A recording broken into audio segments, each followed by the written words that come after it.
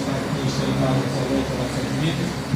Amantíssimo Deus e eterno Pai, que está com a filha, que vai trazer uma palavra revelada nessa noite para nós, que nós possamos estar com os ouvidos abertos e possamos, ó Deus, atentar para aquilo que está lá sendo feito aqui nessa noite.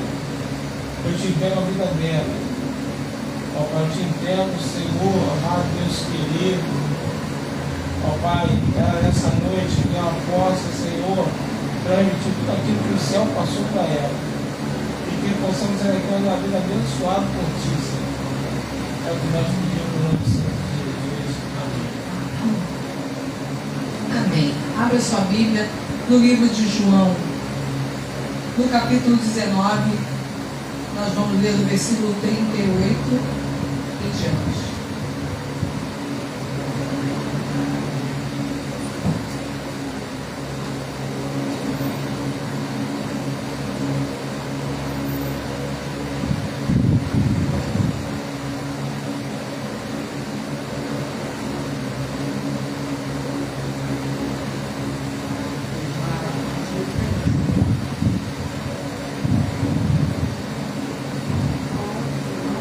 João 19.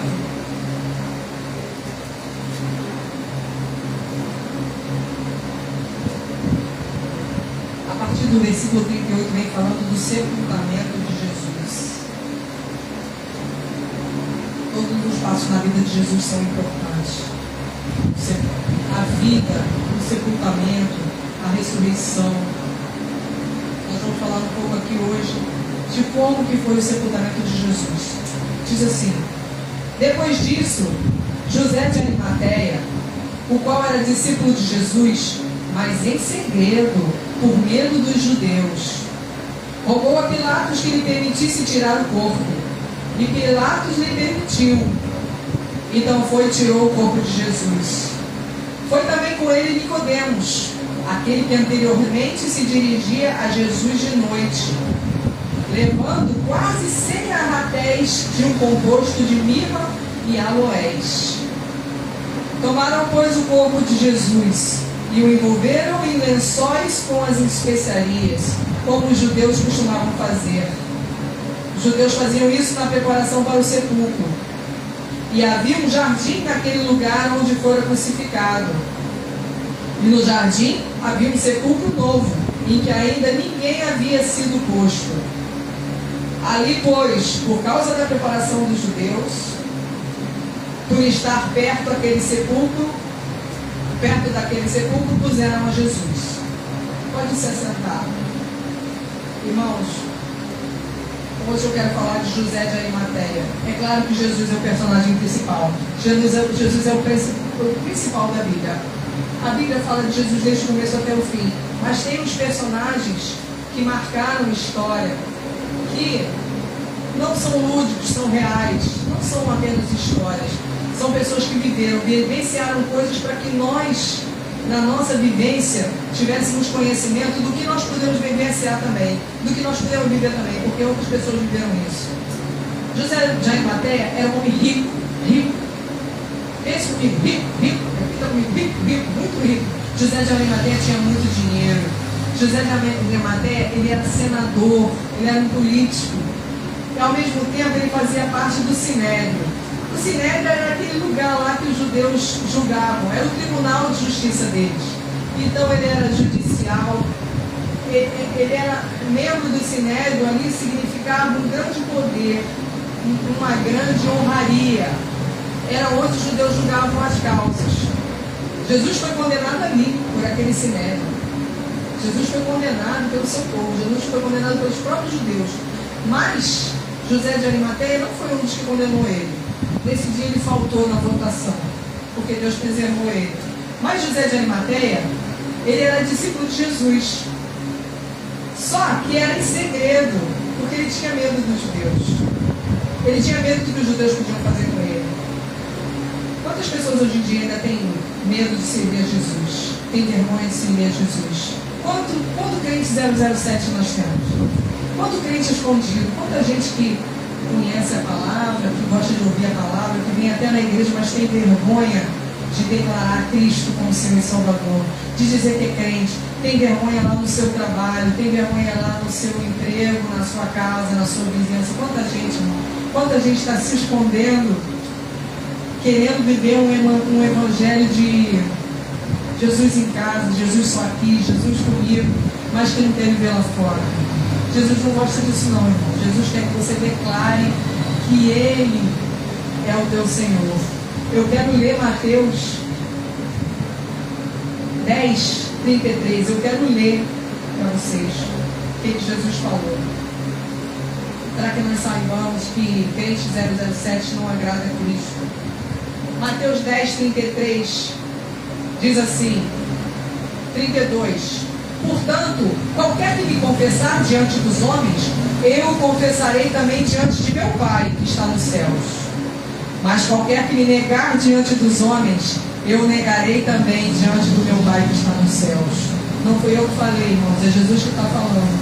Se você nega Ele, Ele hoje é nosso advogado. Mas um dia Ele vai ser o nosso juiz, lá no dia do juízo final. E Ele está falando que se negar Ele, Ele nega também. Ele é claro. Jesus é papo. Não quero falar palavras chulas, mas quero dizer que Jesus é papo reto. Ele não tem nada que Ele não declare claramente para você depois não dizer que sabe, que não sabia. Então aquelas pessoas que se escondem, que não querem declarar, que não querem se assumir como cristão, sabe? A gente costuma falar que só quer a bênção, não quer o fardo, que só quer ser abençoado, que vem na igreja, pede a bênção, depois vai embora, não entrega para ninguém, não fala para ninguém, não dá seu testemunho, nem confessa nada, irmãos. Deus não se agrada disso. Deus não está nisso. Ele quer que você fale, Ele quer que você incentive outras pessoas, Ele quer que você motive outras pessoas. Eu contei aqui para os irmãos que eu comecei num trabalho novo e no segundo dia o pessoal estava falando mal de cristão. E eu ali quieta, já sendo atacada mesmo antes de saber, irmãos, porque nós participamos, nós somos um corpo. Então quando alguém está falando mal do Evangelho, quando alguém está falando mal do cristão, está falando mal de você também, porque você ou é crente ou você não é. E eu ali quieto falei, Senhor, deixa quieto aqui. E as pessoas falando mal. E eu virei e falei, eu sou crente. Porque antigamente a gente falava que era crente. Hoje em dia a gente não fala mais que é crente, a gente fala que é cristão, porque cristão generaliza várias religiões que até acreditam em Jesus, todo mundo se engloba no grupo do cristão. Mas antigamente a gente era crente. A gente era o quê? Protestante, né, Jorge? A gente parecia que a gente era revoltado com o mundo. Agora o mundo se voltou. Existe aí uma amizade com o Evangelho e as pessoas não querem se afirmar. E depois que eu afirmei que era crente, todo mundo ali falou que já tinha ido na igreja. Que eu já contei para os irmãos aqui. Então quem são as pessoas que estão indo na igreja? É crente 007? Deus não se agrada disso. José de Arimateia era assim. Era um crente escondido. Ele foi lá de noite conversar com Jesus. Mas ele aprendeu e guardou. Aquilo que você está aprendendo aqui, guarde. Aquilo que você está aprendendo aqui, leve para você usar lá fora. Aquilo que Deus fala aqui, que Ele usa a boca de um ou de outro para falar, não é à toa. É porque nós precisamos ouvir, aprender, nós precisamos entender. Nós precisamos nos modificar. Nós precisamos, como diz aqui o nosso refrão, que nós temos que tomar vergonha na nossa cara. E mudar, sabe, irmãos? Mudar porque Jesus não se agrada disso. Jesus não se agrada de quem nega Ele. E aí, continuando aqui o texto, ele pediu para Pilatos que tirar o corpo. E Pilatos permitiu. Irmãos, ele foi lá e pediu e dá-se-vos buscais e achareis, bateis e abrir-vos usar. Às vezes nós não queremos pedir, irmãos, às vezes não é para outra pessoa pedir, é para você pedir. Às vezes o bolo está contigo, às vezes o mistério está contigo, às vezes o critério está contigo, às vezes não vai ser outra pessoa, talvez se fosse outro que fosse ele pedir, Pilatos não ia dar o corpo de Jesus. Às vezes tem um propósito na tua vida, para tu fazer uma frente, para tu tomar uma atitude, e tu não quer, tu fala assim, não, vai lá e pede você, vai lá e fala você. Deus deu uma ordenança para você. Deus falou com você, Deus qualificou você. Se Deus ensinou você, Deus abriu a boca de Moisés. Moisés não sabia nem falar. Deus deu lá Arão para falar. Moisés foi lá e encarou o faraó. Se Deus está te dando a luta, irmão, Ele vai te dar a condição de falar. E se você pedir, você vai receber. Você crê? Eu não estou lutando aqui contra o físico, porque eu não quero mexer no teu emocional. Eu quero falar do espiritual. Sabe por quê? Porque aqui tinha um plano. Pilatos permitiu. O plano não era esse. O plano, aqui na minha Bíblia de estudo fala que o plano era tirar o cadáver e levar para o Vale de Inom, que na realidade era um depósito de lixo. Irmãos, olha que trama suja do diabo. O diabo queria matar Jesus e queria jogar ele no dedo. Eu tenho vergonha de falar isso. Me dói. Às vezes a emoção vem, porque é umas coisas assim, o diabo queria que pegassem Jesus e botassem o corpo dele para encher, irmão. Mas Deus não permitiu, Deus honrou. Deus pegou um dos homens mais ricos daquele lugar, daquela região, mais honrado, e foi lá e recolheu Jesus, recolheu o corpo de Jesus. O corpo de Jesus não é para estar em qualquer lugar. Assim como você também não está em qualquer lugar. Assim como você também não é qualquer um. E eu não sou qualquer um. E tem muita gente aí pensando que a gente é lixo, pensando que a gente não é nada, pensando que a gente não tem valor, querendo colocar a gente numa lixeira, querendo colocar. O plano do diabo é esse. Olha que abuso. Se o diabo queria botar Jesus no lixo, imagina o que ele não quer fazer com a gente. Imagina o plano que ele não tem. Ele é sórdido, ele é sujo, ele vem para matar, roubar e destruir, mas eu não vim para pregar sobre ele. Eu vim para falar as atitudes dele, como são sujas, e Deus corta. As piores coisas ele tem preparado para nós. Ele quer sarjeta, ele quer lixo, ele quer vício, ele quer droga, ele quer humilhação, ele quer chão, ele quer, sabe, que as pessoas olhem para você como um lixo humano jogado ali. É isso que ele quer, é isso que ele planeja. E infelizmente ele até tem conseguido isso na vida de muitas pessoas. Mas o plano de Deus é outro. Deus não deixa não, irmãos. Deus não deixa. E aqui Pilatos permitiu que José de Arimateia fosse lá e recolhesse Jesus. E foi também com ele, o versículo 39 diz: quem foi com ele? Nicodemos, aquele que também tinha ido lá de noite. Foi José e foi Nicodemos, 2:07. Ouvi Jesus de noite, porque eles tinham curiosidade da palavra, porque eles queriam conhecer a palavra, porque eles queriam entender a palavra de Deus, porque eles viram milagres na vida de Jesus. Então eles ficaram curiosos, mas eles foram lá de noite, escondidos. E José de Arimateia foi lá, pediu o corpo de Jesus. E quem foi com ele? Nicodemos. Às vezes você está sozinho, irmão, mas se vier um irmão te ajudar, sabe, te motiva, te fortalece. A gente estava falando sobre isso aqui antes do culto, sabe? E a tua chegada nos motivou, porque nós não estamos aqui para fazer um culto sozinho, nós estamos aqui para fazer um culto entre os irmãos, nós estamos aqui para pregar a palavra de Deus, e um levanta o outro, um ajuda o outro. Aquele homem doente que estava acamado, como é que ele ia se apresentar com Jesus acamado? Ele precisou de 4 irmãos para levar ele. Chega uma hora que a gente não tem mais força, mas um irmão leva a gente. Chega uma hora que a gente precisa que alguém segure nossa mão e vá conosco, porque sozinho a gente não consegue. A Bíblia fala do portão de 3 dobras, a Bíblia fala que onde 2 ou mais estiverem, Jesus também está.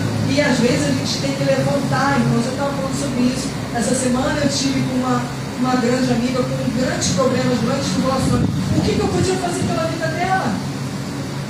Eu peguei e falei: vamos para a igreja, vamos num culto de ação de graça, e depois vamos para o monte. E nós fomos para o monte. E aí, como a gente estava comentando aqui, sabe o que aconteceu depois da semana do monte? Aconteceu uma coisa pior.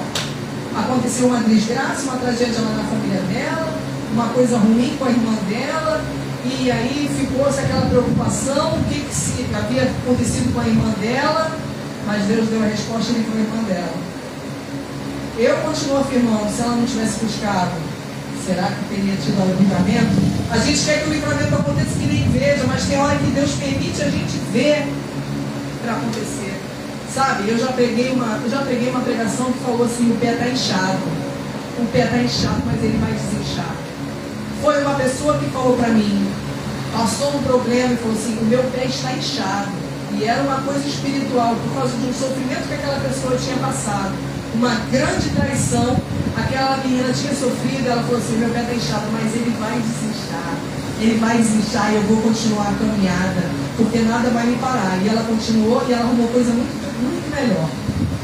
E é isso que acontece nas nossas vidas. Então Nicodemos foi com ele.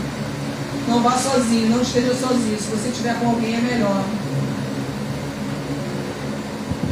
E o versículo 39 diz assim: eles foram lá, levando quase 100 arratéis de um composto de mirra e aloés. 100 arratéis, que negócio difícil. 100 arratéis era a medida de peso daquele tempo.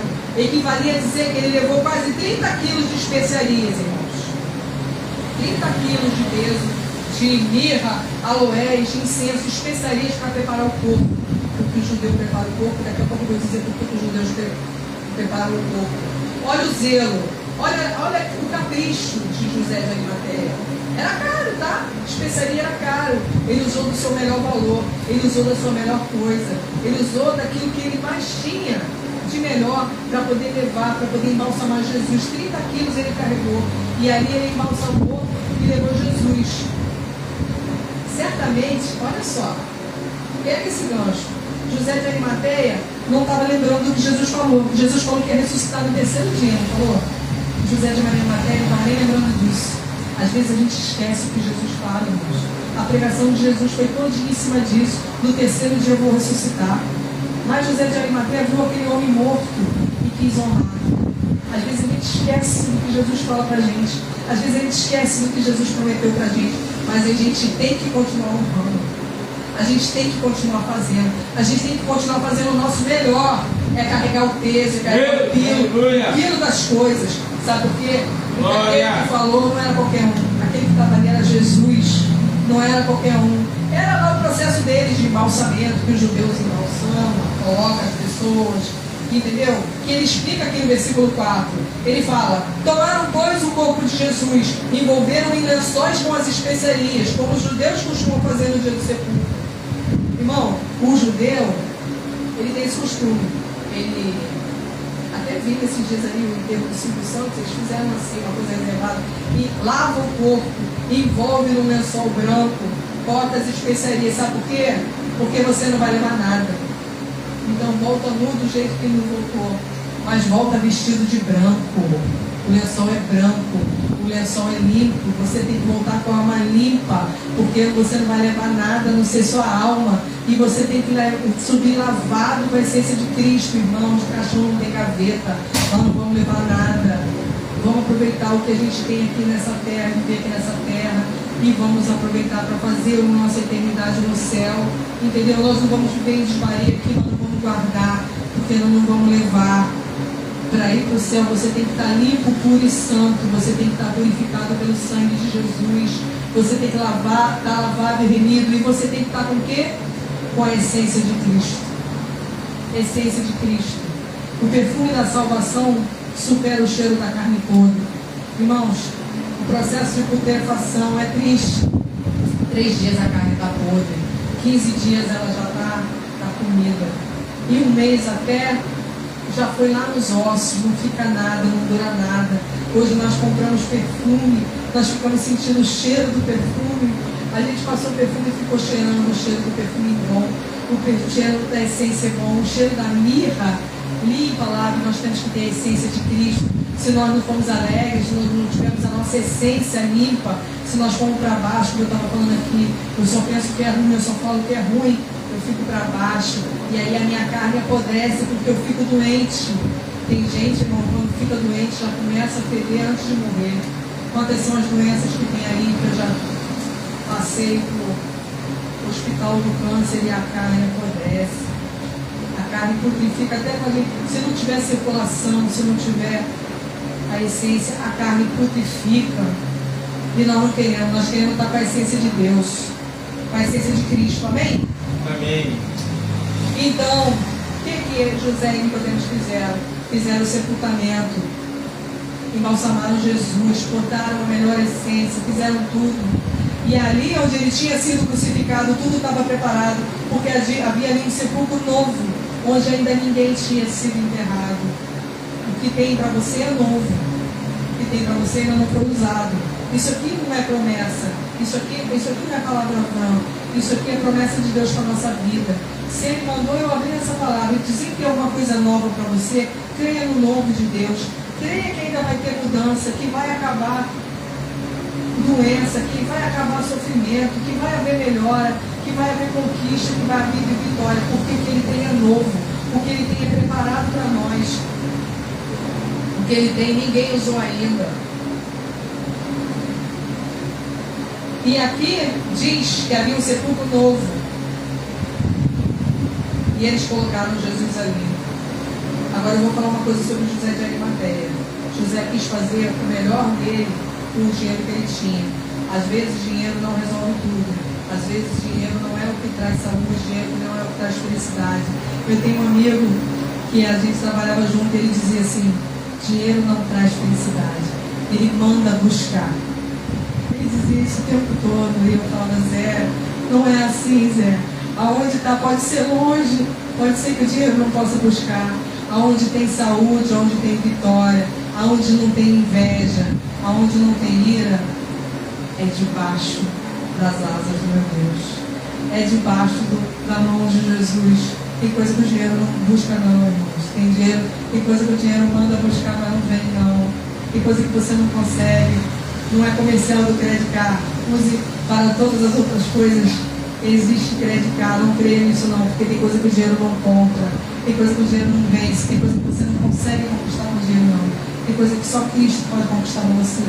Creia nisso. Não é que eu não quero ter dinheiro não, porque dinheiro é bom.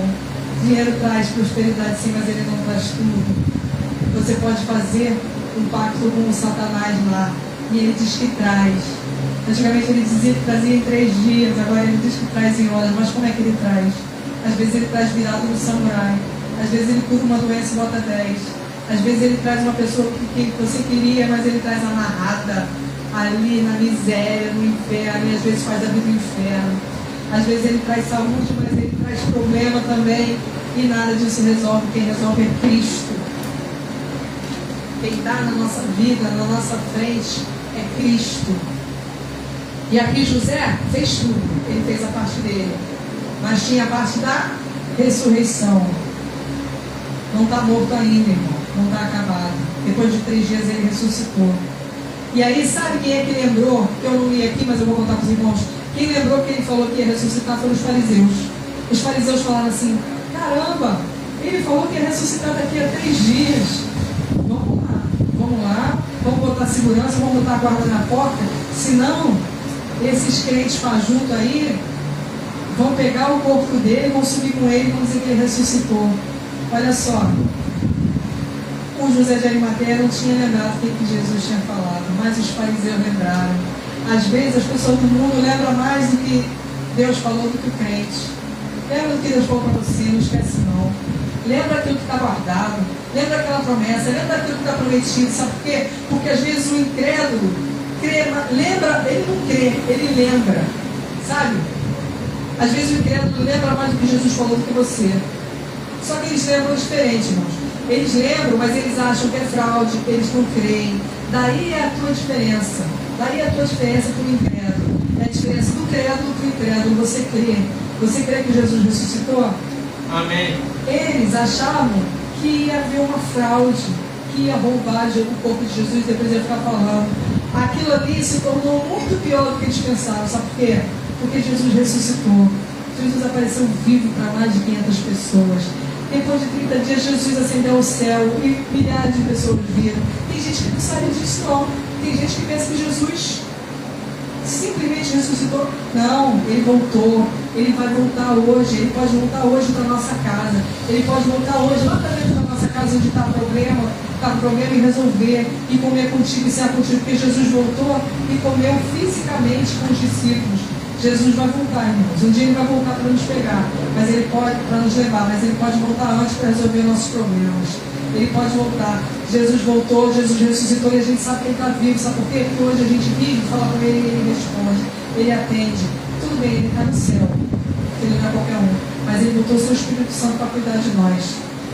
Quem crê nisso, diga amém. Amém. Amém? Vamos nos colocar de pé. Eu quero orar para que nós sejamos zelosos como José de Arimateia. Quem sabe ricos como ele. Olha, José de Arimateia, deixa eu falar uma coisa que eu esqueci de completar. José de Arimateia, depois que Jesus morreu, aí ele não quis mais saber não. Ele saiu e foi pregar. Porque aí ele tinha tido um encontro verdadeiro com Cristo. Depois que Jesus morreu e ressuscitou, ele viu e ele saiu pregando. Ele foi até preso, irmãos. A história diz que José de Arimateia foi até preso. Mas ele não deixou de pregar. Não deixe de pregar, Não deixe de falar que você é crente. Não deixe de confirmar sua fé. Não deixe que o diabo abale a tua fé em Jesus. Amém?